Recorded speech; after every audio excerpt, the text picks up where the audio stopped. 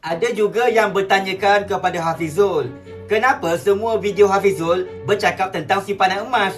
Yelah, Hafizul kan dealer public gold. Hafizul adalah dealer aktif public gold dalam rangkaian TKL Empire bimbingan Bonda Malia Ramli. Hafizul mendidik masyarakat bagaimana untuk membuat simpanan emas dengan betul supaya tidak rugi. Kalau Hafizul adalah ejen unit trust, sudah tentulah Hafizul akan bercerita tentang unit trust.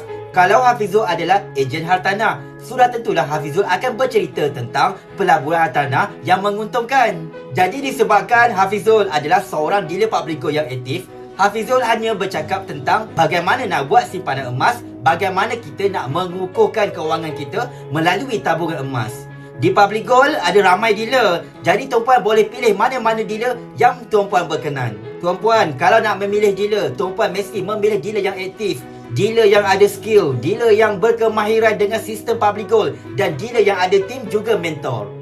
Mentor Hafizul adalah Bonda Malia Ramli, Champion of the Champion di Public Gold. Public Gold sudah beroperasi sejak tahun 2008 lagi tuan-puan. Sudah hampir 18 tahun Public Gold beroperasi di Malaysia, di Indonesia dan juga di seluruh dunia. Dan Public Gold sekarang sudah mempunyai lebih 2.6 juta penyimpan emas di seluruh dunia tuan-puan. Public Gold menjadikan sistem platform iaitu Account Gold Accumulation Program yang memberi peluang kepada kita semua untuk mudah membuat tabungan emas tanpa memerlukan modal yang besar, tanpa memerlukan bajet yang besar. Kerana di akaun simpanan emas Physical Gap, dengan bajet minimum serendah RM100 kita dah boleh mula mengumpul gram emas secara berdikit-dikit ikut bajet kita. Yang penting kita konsisten sahaja. Kita konsisten menabung gram emas sikit-sikit ikut poket kita sehingga kita mencapai target berapa kilogram emas yang kita nak miliki, berapa ratus gram emas yang kita nak simpan sebagai simpanan